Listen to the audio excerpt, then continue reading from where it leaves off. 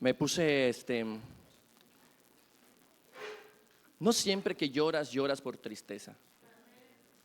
Puedes llorar de alegría. Y yo recordaba ese tiempo y cerraba mis ojos y estaban ensayando y Dios me tocaba mi corazón y me podía ver yo como si aquí en un cuarto no hubiera nadie y yo dando vueltas en medio de ese cuarto haciendo marometas, lo que sea, pero alabando a Dios, dándole la gloria a Él, danzando para Él. Y es algo tan hermoso que podamos estar en estos momentos. Y lo maravilloso es que no es solamente aquí, también en nuestras casas, en los carros, donde quiera que estemos, podemos alabar a Dios. Con nuestras vidas alabamos al Señor. Amén. Pues sin mayor preámbulo pasamos a lo que es ahora sí que el plato fuerte. Vamos a darle un fuerte aplauso al Señor, ok, vamos a hacer un fuerte aplauso, Él lo merece, que trae su palabra a través de su Hijo amado, César Hernández.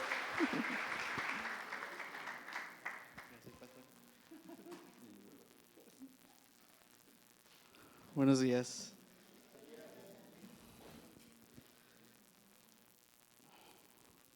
Ya me pusiste nervioso, Robertito. Me pregunta Roberto en la cabina en su momento, ¿estás nervioso? Yo, sí, ¿por qué? Se nota. Sí, me dice yo, ok, le digo. Le dije, pero es normal, le digo. Mi suegra, que puedo decir por hoy que ha sido, aparte de mi pastora, mi suegra y muchas cosas, ha sido como que mi mentora más cercana en cuanto a toda esa cuestión de la predicación.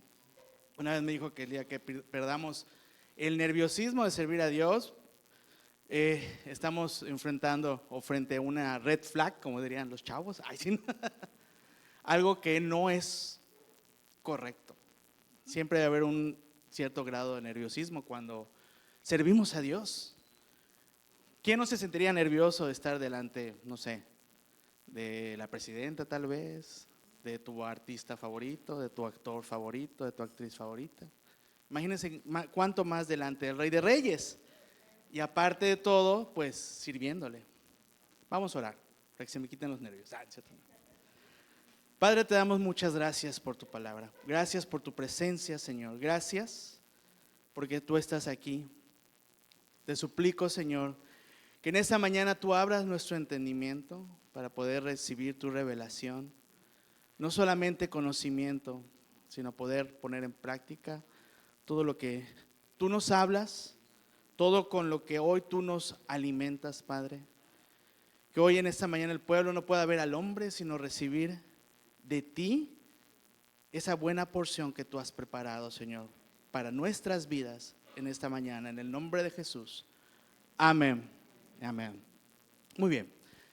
Voy a empezar con una historia muy trágica, honestamente, que sucedió el día 1 de septiembre de 1983. ¿Qué edad tenían ustedes en 1983? Cari, ¿qué edad tenías en 1 de septiembre de 1983? 17 años. Yo el 1 de septiembre de 1983 no había nacido, siempre bromeo con eso, pero es la verdad, no habría nacido. Yo nací 8 largos días después. Pero bueno, para el 1 de septiembre de 1983 yo no había nacido. Ya fuera de broma, ese día el vuelo 007 de Korean Airlines despegaba de Anchorage, la capital de Alaska, Estados Unidos, y se dirigía hacia Seúl, la capital de Corea del Sur.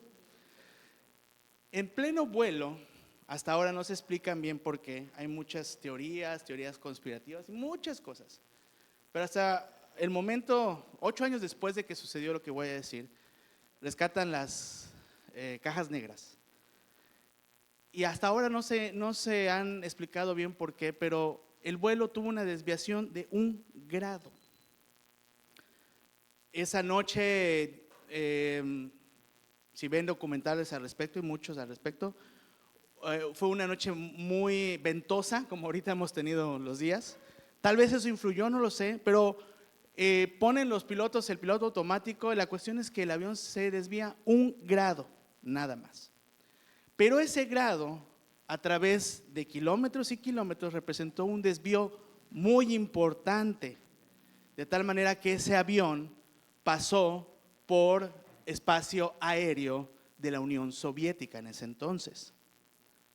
Y el punto, para no hacer largo el cuento, es que cazas de la Fuerza Aérea Rusa terminaron derribando ese avión, teniendo a bordo 269 personas, incluyendo a la tripulación.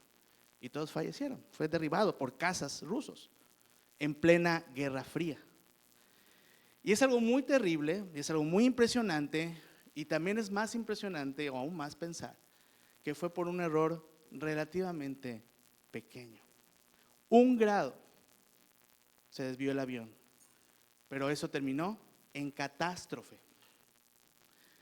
Así que también debemos de pensar que esto puede suceder en nuestras vidas espirituales. No siempre tenemos que estar lidiando, enfrentando, luchando grandes tentaciones. Voy a utilizar el término grande, aunque realmente sabemos que no hay pecado grande o pequeño. Pero consciente o inconscientemente nosotros categorizamos como que grandes tentaciones, grandes pecados, y a lo mejor tú no estás luchando contra el gran pecado de la fornicación o del adulterio, o no has asesinado a nadie, sino que muchas veces son desviaciones sutiles, decisiones que pueden parecer pequeñas, pero que también pueden parecer correctas, que te alejen gradualmente de la voluntad de Dios. Vemos que Proverbios 14:12, por favor. Robertito, ponte al tiro, voy a empezar a tirar versículos. Dice, ok, hay caminos que al hombre le parece derecho, pero su fin es camino de muerte. Y yo quiero que al leer esto puedas pensar en la trágica historia del vuelo 007. ¡Qué tremendo! Porque les aseguro que pilotos experimentados habrán pensado que habían tomado el camino derecho, pero el fin de ese vuelo fue un camino de muerte, literal. ¿Y por qué la Biblia nos advierte eso? Porque lo mismo puede pasar con nuestra vida espiritual. Así que hoy hablaremos de cómo vivir no solo según lo que a ti te parece bueno, sino según la verdad revelada de Dios. Di conmigo, revelada. Yo quiero que tengas esa palabra en tu mente todo este tiempo, porque es algo muy importante. Repito, hoy vamos a aprender a no solo vivir según lo que a nosotros nos parece bueno, sino según a la verdad revelada de Dios. Y otra vez, revelada. Y es que este dilema es tan antiguo como la humanidad misma. En el jardín del Edén, ¿cuántos recuerdan que Dios plantó muchos árboles, pero habían 2 especiales? ¿Se acuerdan? Uno era el árbol de, por ahí dijeron vida, muy bien, el árbol de la vida. Y el otro es el que todo el mundo medio dijo, el árbol del conocimiento del bien y del mal. No sé cuántos se han puesto a meditar eso. Para mí, sobre todo estando chavo, nunca me había quedado claro. Eran 2, uno era malo, el otro era bueno, uno era prohibido y el otro no, pero tampoco todos los demás eran prohibidos. Y hoy vamos a estudiar al respecto.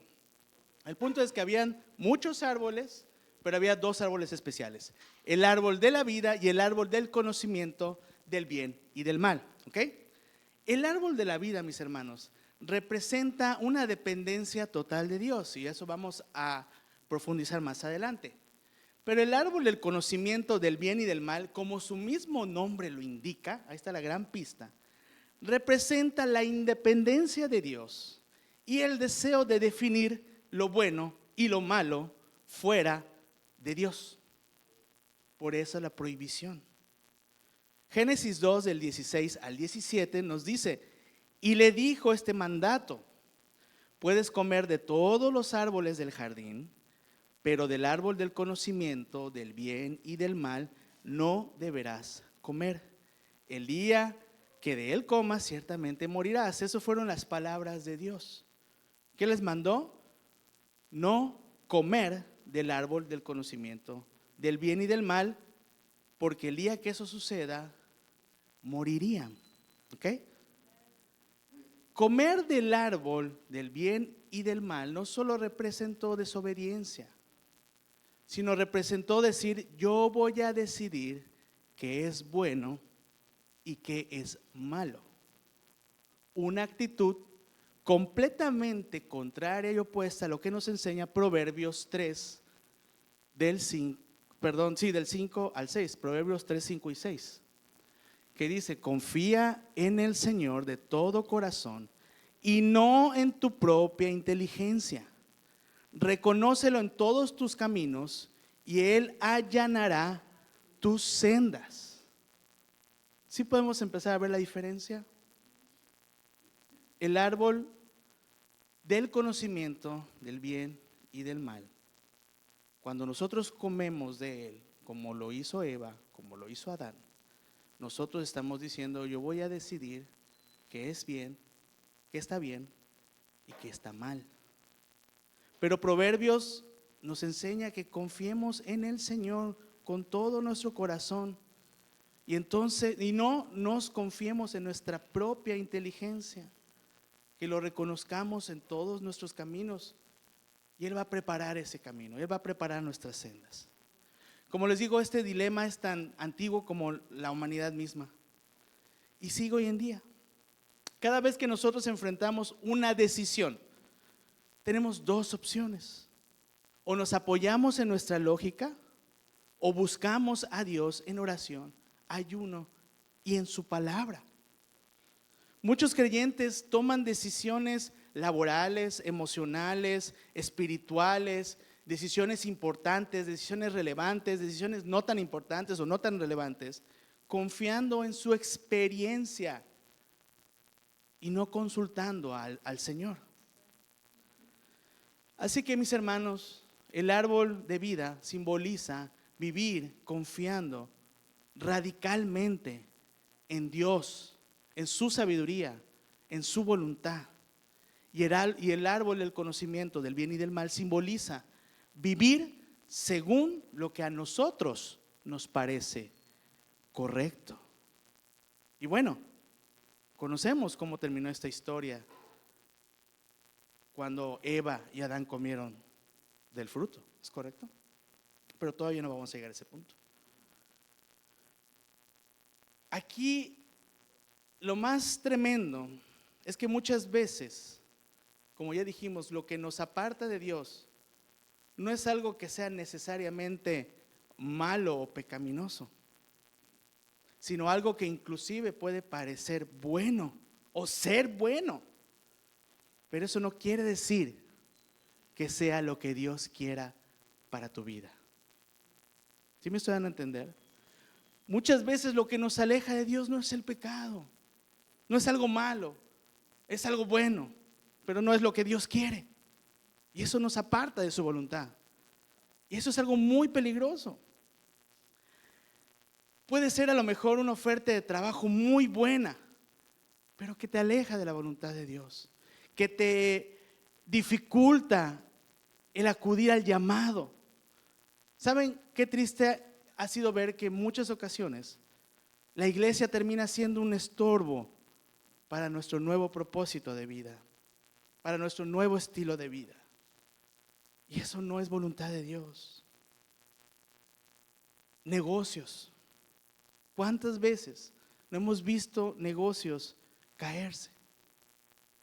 Porque saben una cosa, cuando se trata de dinero, no estamos dispuestos a amar a nuestro prójimo como a mí mismo. No estamos dispuestos, mucho menos, a darle otra mejilla. No estamos dispuestos a no ser egoístas. No estamos dispuestos a pensar en los demás. Pero lo más triste es que tampoco estamos dispuestos a preguntarle primero a Dios si es voluntad que hagamos ese negocio, que nos metamos en esa situación. Y después los negocios no salen y todos se tienen la culpa, excepto uno, con el que hiciste el negocio, los hermanos, el gobierno, el pastor, la iglesia, Dios, todos. Pero, ¿le consultaste a Dios antes? Y después vemos, a causa de esto, familias divididas, amistades terminadas, hermandades divididas, iglesias divididas, porque tomamos decisiones con base a lo que parece bueno. Otro ejemplo muy tremendo, hace poco vi en un video corto, no me acuerdo si fue en TikTok, en Instagram. Ya ven cómo funciona eso, ¿no? El algoritmo ve que consume cierto tipo de contenido y te empieza a bombardear con ello, ¿no? Entonces todo el contenido que me aparece, la gran mayoría, es de cosas cristianas, ¿no? Y también de tecnología y celulares, para quienes conocen ya sabrán. Pero dentro de las cosas cristianas que me aparecen, hubo un video muy tremendo que decía, había una pareja que estaba caminando y decía, si estás pasando por un momento en el cual no sientes alabar a Dios, no lo hagas. Si estás pasando por un momento en el cual no sientes levantar las manos, no lo hagas. Si estás pasando por un momento en el cual no sientes ir a la iglesia, no lo hagas. No te preocupes, está bien. Lo que sí no puedes hacer es alejarte de Dios. Y uno puede decir, ay, qué bonito, ¿no? Y pensé, wow, sí es cierto. Este tipo de pensamiento está latente y vigente en medio del pueblo de Dios. ¿Por qué les digo esto? Porque uno puede pensar que el congregarnos es algo que debemos de sentir, es algo que debemos de hacer de nuestra propia voluntad, es algo que debemos de hacer por convicción. Hemos oído tantas frases al respecto. Dios no creo que se moleste si hoy paso tiempo con mi familia. Yo no creo que Dios se moleste, no me lo puedo imaginar que se moleste si hoy me quedo a descansar, he tenido una semana muy difícil. Yo no creo que Dios me vaya a enviar al infierno si hoy tengo que atender X o Y situación. Pero por eso les dije en su momento, no quiten de su mente la palabra revelada, revelación. El problema es que la palabra no ha sido revelada. Y cuando la palabra no ha sido revelada, podemos hacer caso a este tipo de circunstancias. Pero la respuesta a esta situación, y créanme que hemos sido objeto inclusive de que nos digan religiosos, que nos digan, ¿qué más nos han dicho? Ajá, no tazotes, ahí sí no. Que somos muy cerrados cuando tocamos este tema. Pero no sé cuántos se acuerdan que en los 10 mandamientos, después de que nos dice el Señor que no tengamos dioses ajenos, que no nos hagamos imagen ni semejanza, que no usemos el nombre de Dios en vano, ¿alguien se acuerda qué sigue? Guarda el día de reposo. Está dentro de los 10. ¿Es opcional? El otro día me decía Jessica que estaba impresionada. Estaba leyendo el libro de Ezequiel. A mí me encanta la visión del río de Ezequiel. Pero me decía, sí está padre, pero antes de llegar a ese punto, Dios le muestra al pueblo de Israel todos sus pecados, todas sus idolatrías, todas sus fornicaciones con dioses ajenos. Está muy fuerte ese libro. Cómo Dios le muestra y redarguye a Israel. Pero dentro de todas esas cosas que Dios le muestra, constantemente dice, y no guardaron mi día de reposo. Para Dios no es un tema secundario. Para Dios es muy importante que tú y yo tengamos 6 días para hacer lo que necesitemos hacer y consagrar uno para Él.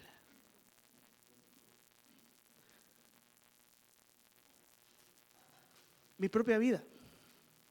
Muchos conocen esta parte de mi testimonio, pero muchísimo antes de Astrid, yo en alguna ocasión estuve como director del Ministerio Infantil. Y fue antes de que yo me case. Y justamente antes de que yo me case, tenía un buen trabajo, pero al mismo tiempo un gran reto, pues porque venía boda y pues queríamos casa y muebles, y pues las casas en ese entonces se entregaban sin bardas, y pues no nos vamos a mudar a tener a mi esposa en una casa sin bardas, y bueno, muchas cosas, muchos gastos. Y ese trabajo, aunque me proveyó para todas esas cosas, me absorbía tanto que yo tomé la decisión de dejar la dirección, pero seguir sirviendo en el ministerio infantil como maestro. ¿Ok?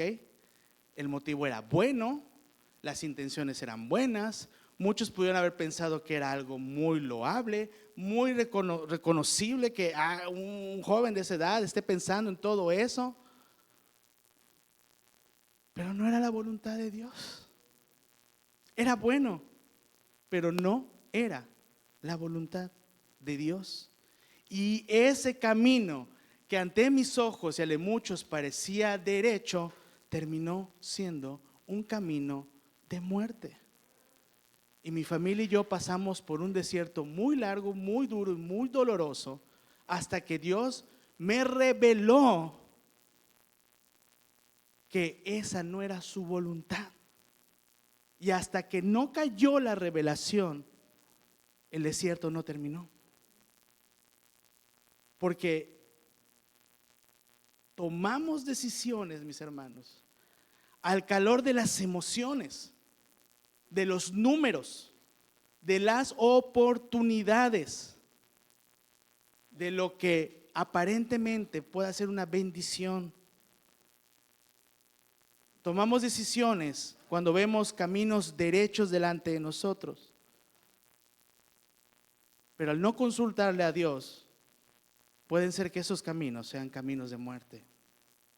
Lo que nos pueda parecer lógico, beneficioso, o como dije hace un momento, inclusive una bendición, no siempre es lo que Dios ha planeado para ti.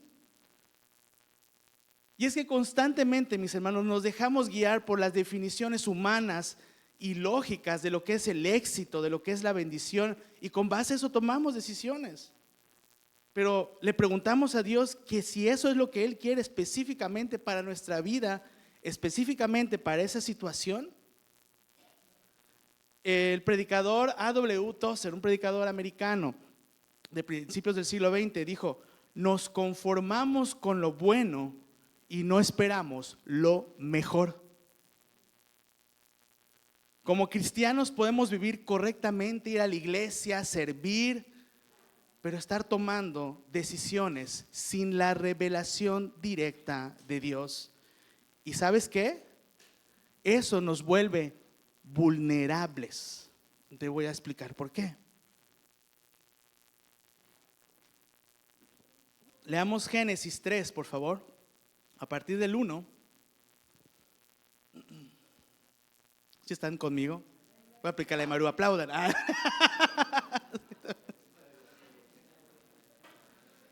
¿O ya se durmieron? Porque apenas voy a la mitad, no se duerman, por favor.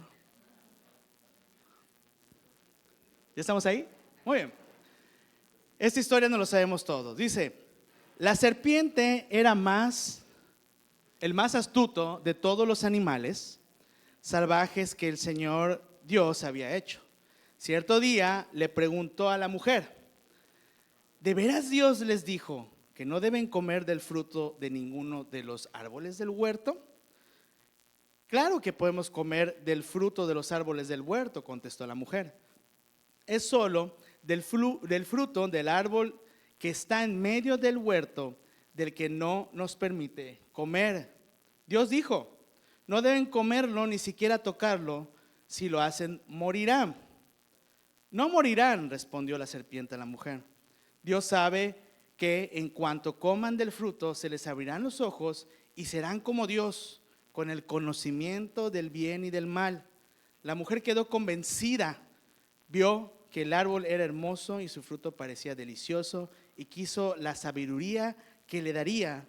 Así que tomó el fruto y lo comió.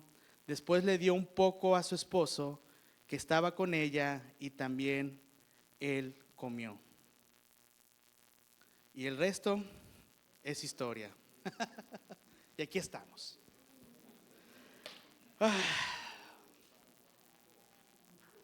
La serpiente era astuta, pero Eva, podemos pensar que ella tenía un conocimiento adquirido. ¿Por qué me refiero a esto? Cuando la serpiente le dice, ¿con qué esto te dijo Dios? Ella contestó, no. Dios nos dijo que no comamos de ese fruto ni lo toquemos.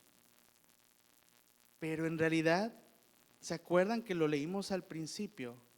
Y Dios nunca dijo nada al respecto de tocar el fruto. Él dijo, no lo coman. Pero él nunca dijo, no lo toquen.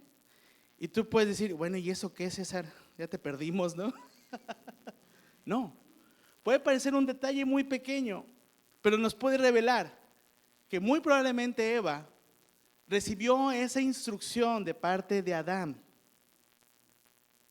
Y tomen en cuenta algo. Génesis nos dice que Dios caminaba con ellos allá en el jardín. Una relación más cercana que eso no puede haber. Una relación más cercana de lo que tú y yo podríamos hoy experimentar. Dios caminaba con ellos. Y aunque Eva recibió esa instrucción de su esposo, nunca tomó la oportunidad de que el Padre mismo le diera la instrucción, que el Padre mismo le revelara la instrucción. Y entonces lo que ella tenía era nada más un conocimiento, no tenía una revelación. Por eso inclusive cuando ella retransmitió el mensaje a la serpiente, pues no lo hizo del todo correcto, porque Dios nunca habló nada al respecto. ¿Qué tal y si Adán le dijo, ¿sabes qué? No hay que comerlo, es más, ni lo toques? Pero eso no fueron las palabras de Dios. Tal vez fueron las palabras de Adán, pero la instrucción fue, no lo coman. ¿Por qué es importante esto que estoy diciendo? Porque cuando no tenemos una instrucción directamente de Dios, solamente un comunicado, les dije hace un momento, un conocimiento que nos comunicaron, que escuchamos, pero no una revelación, somos vulnerables. ¿Ante qué? Ante lo que hizo Satanás. Satanás aprovechó esta debilidad de que Eva no tenía una revelación, sino solo un conocimiento. Y entonces uno contradijo a Dios. Él le dijo, no van a morir. Dos, distorsionó el carácter de Dios, porque él les dijo, le dio a entender que Dios estaba ocultando algo bueno para ellos. Y tres, le ofreció algo bueno. Ahí mismo dijo, ella vio el fruto, que era bueno, que era apetecible, y aparte de todo deseó esa sabiduría. Y dice Génesis 3:6, solamente el 6 dice, la mujer quedó, pónganlo por favor, convencida. ¿Sí me estoy dando a entender?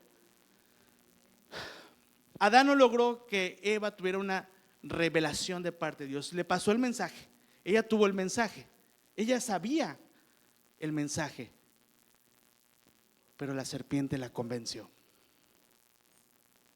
¿Por qué la convenció? Porque no tenía revelación. Cuando no tenemos revelación directa de Dios, quedamos a merced del razonamiento, de las emociones, de la manipulación. Y sabes una cosa, Satanás sabe jugar perfectamente ese juego.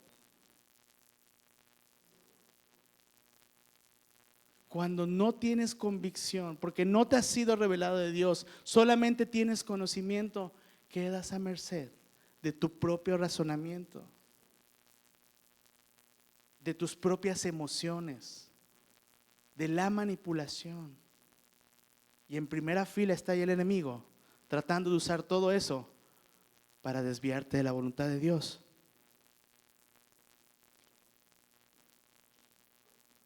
Lo más tremendo es que dice el Salmo 89:14, por favor. Vamos Roberto, vamos Roberto, vamos Roberto. Ahí está. La rectitud y la justicia son el cimiento de tu trono. Está hablando de Dios.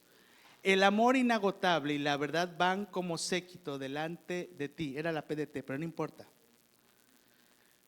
La rectitud y la justicia son el cimiento del trono de Dios. Así que algo que constantemente quiere hacer el enemigo es que tú dudes acerca de esa rectitud y esa justicia de Dios. Por eso el enemigo le vendió la idea a Eva, pues es que en realidad ni vas a morir, y aparte hay un beneficio que Dios te está ocultando. ¿Cuál es ese beneficio? Pues que van a conocer el bien y el mal y van a ser como Él. Te van a pagar bien en ese trabajo. Esa relación es buena,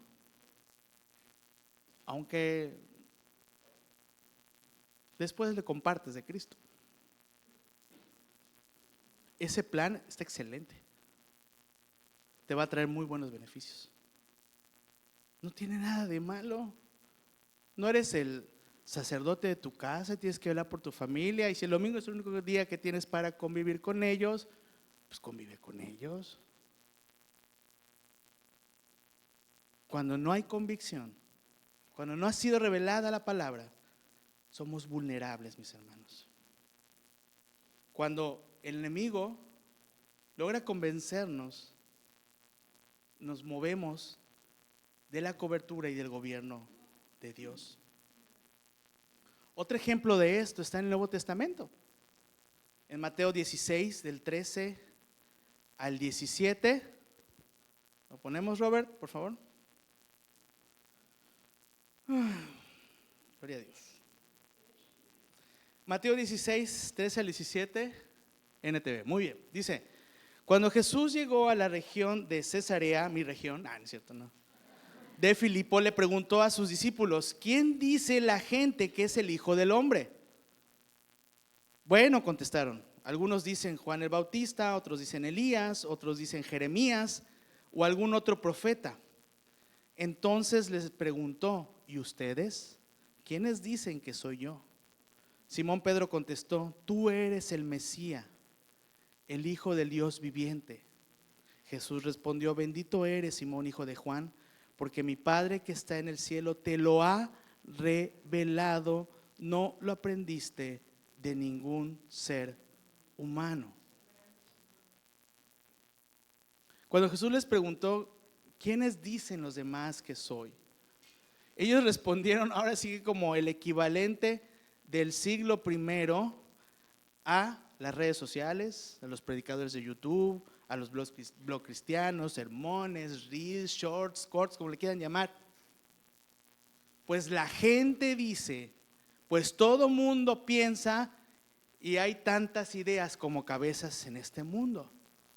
Unos dicen que tú eres Elías, otros Moisés, otros que no sé qué.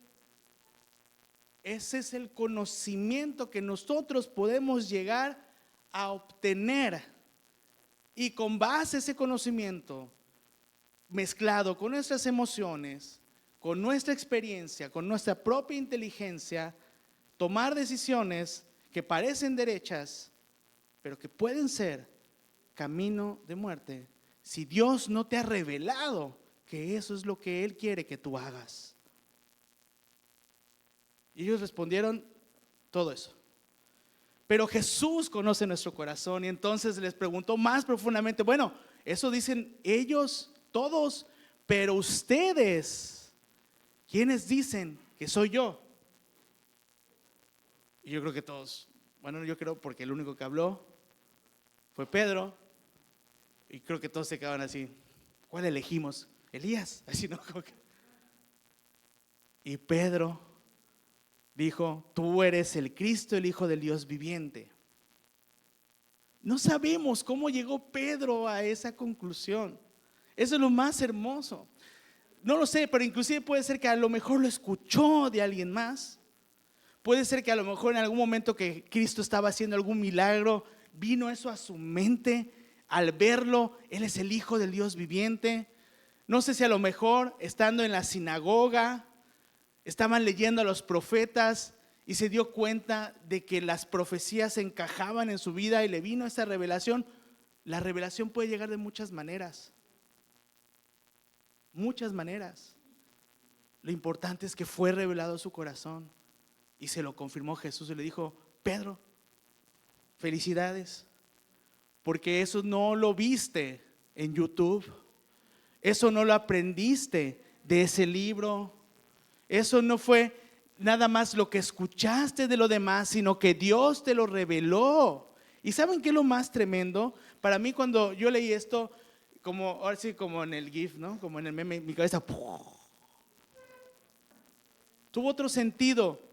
Las palabras de Jesús tuvieron otro sentido cuando le dijo: y tu nombre es Pedro, y sobre esta roca, le cambió el nombre ahí, será fundamentada mi iglesia, y las puertas del infierno no prevalecerán contra ella. ¿Sabes una cosa? Poco tenía que ver Pedro en ese momento, a diferencia de otros que dicen que sobre literalmente él fundó la iglesia. Poco tuvo que ver Pedro, sino que Jesús le estaba mostrándonos que cualquiera que esté dispuesto a recibir revelación y fundamentarse sobre la roca que es Él, el infierno no va a prevalecer.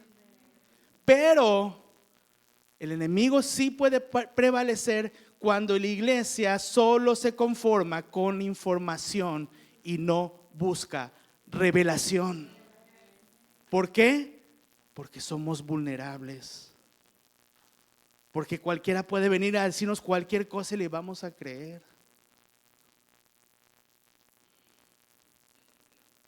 ¿Cuál es el antídoto? Ya tardé mucho diciendo cuál es el problema.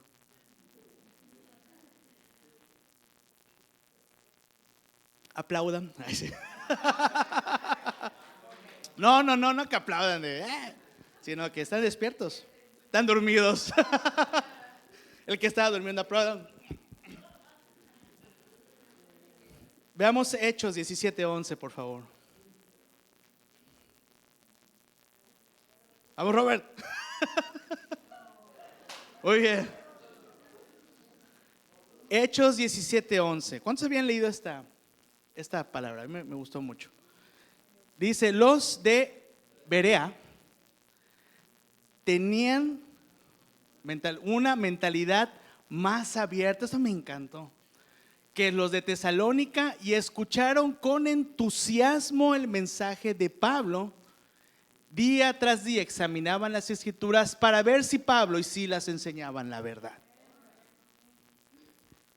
Ese es el antídoto. Me encantó la frase: tenían una mentalidad más abierta que los de Tesalónica. Muchas veces, ¿qué viene a tu mente cuando escuchas una mente abierta? En nuestra mente, en nuestra sociedad, muchas veces las ideas, los conceptos de la Biblia contradicen a la mente abierta.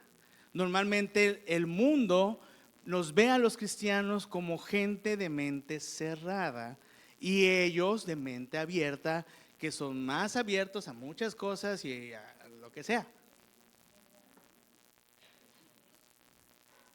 Pero aquí los de Berea tenían una mentalidad abierta, porque aunque recibían con entusiasmo las palabras de Pablo, día a día iban a su Biblia y examinaban si lo que les habían enseñado era verdad.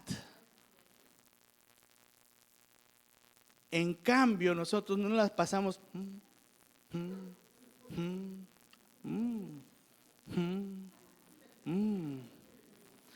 Pues si uno quiere ir a la iglesia, entonces está bien, no me alejo de Dios.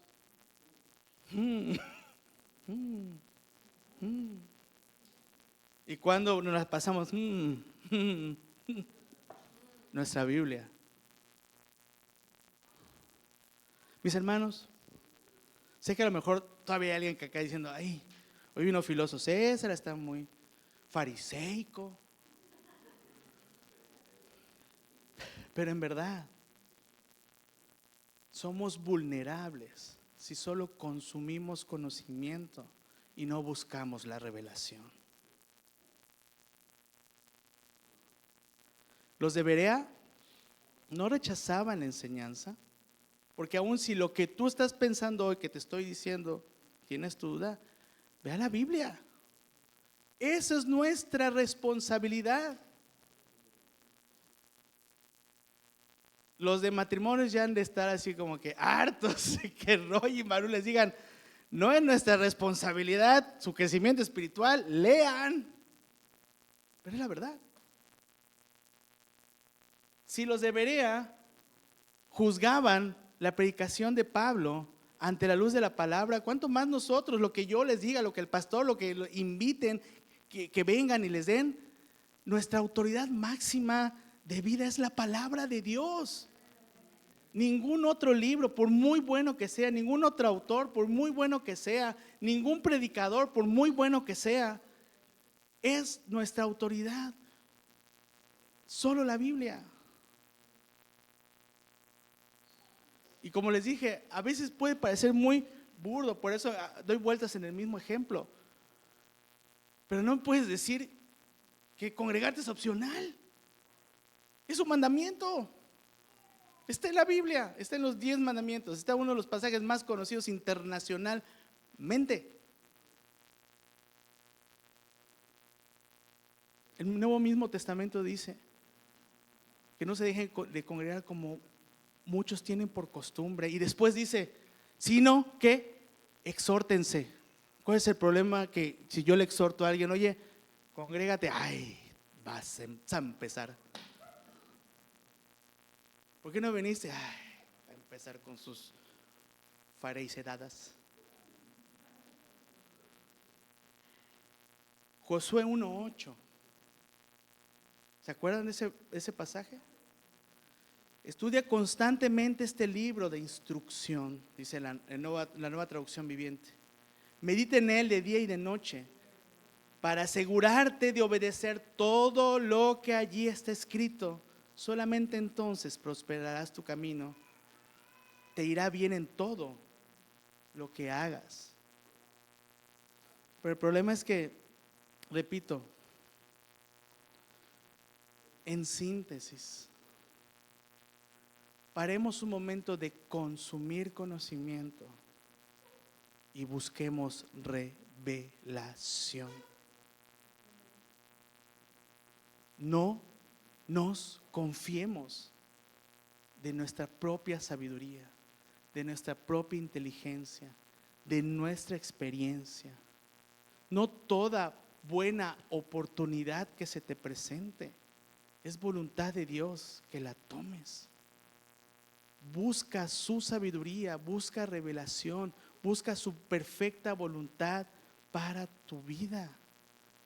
Dice la palabra que Él tiene pensamientos de bien y no de mal, para darnos un propósito, y lo más hermoso es lo que dice al final, y una esperanza.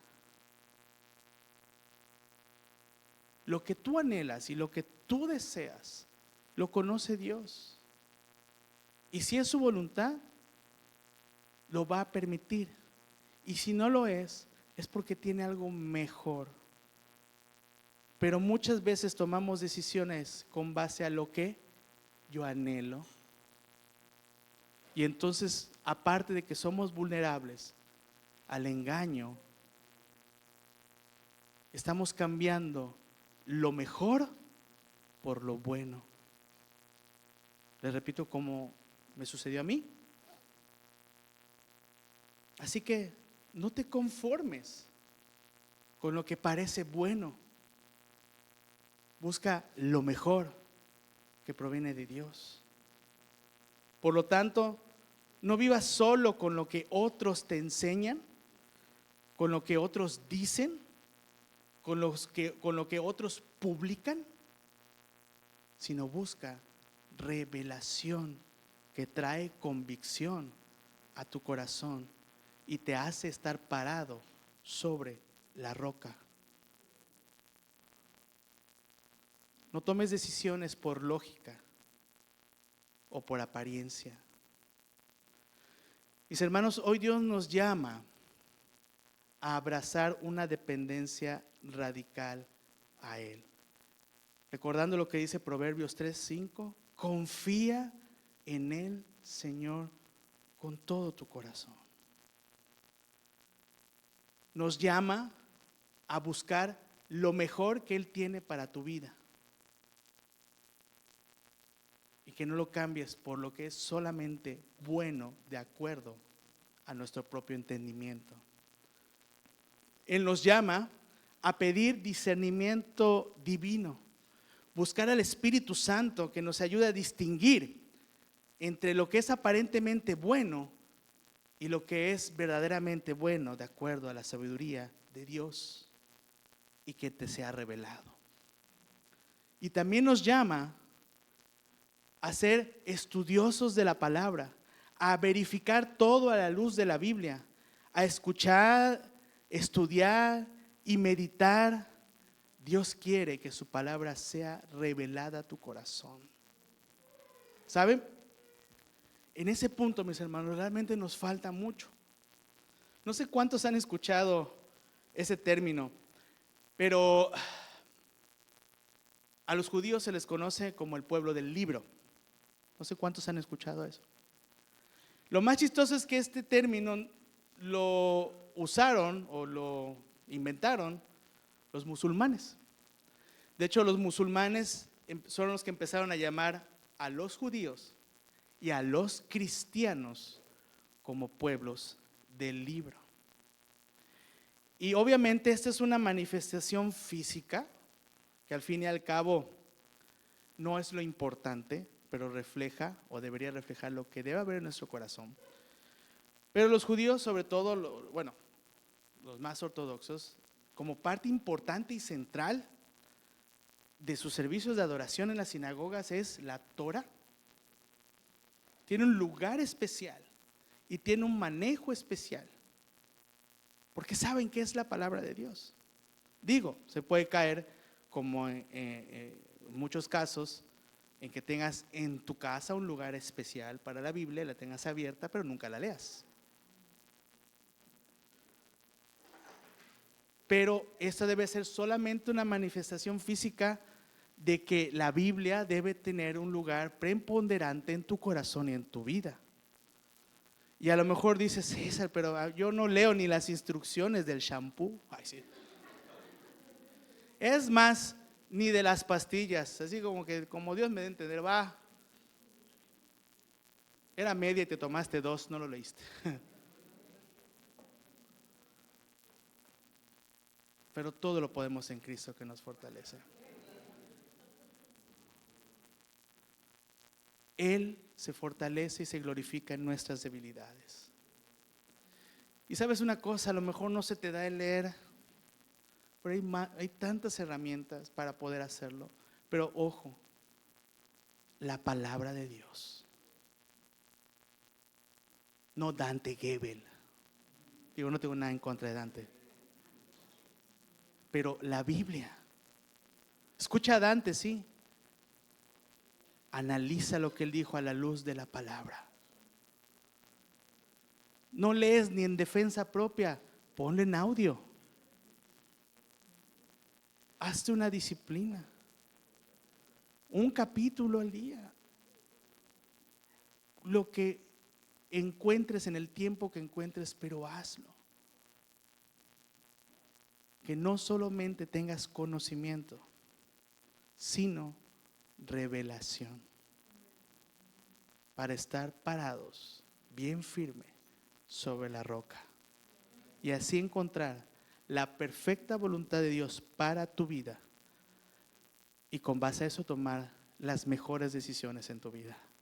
Amén. Vamos a orar.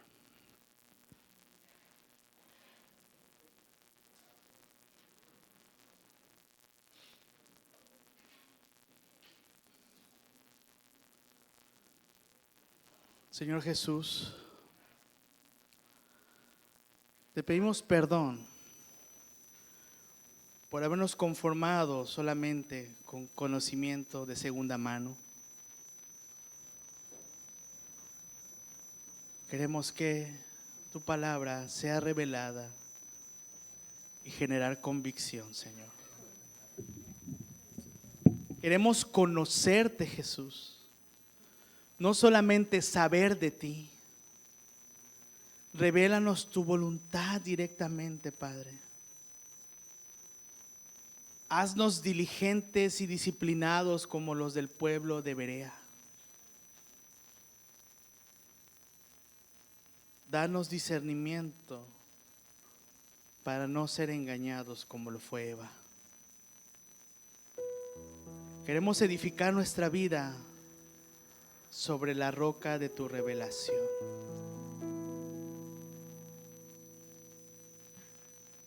Tomemos un minuto para que ahí en tu lugar tú hagas una oración de tu corazón hacia Dios. Nadie mejor que tú sabes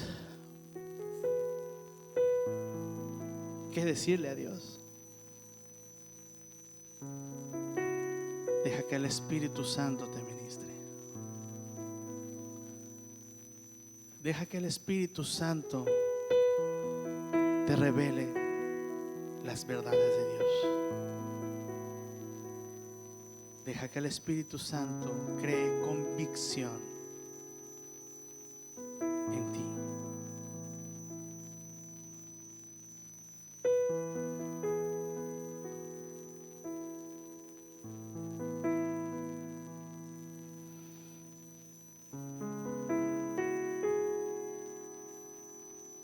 Gracias, Padre.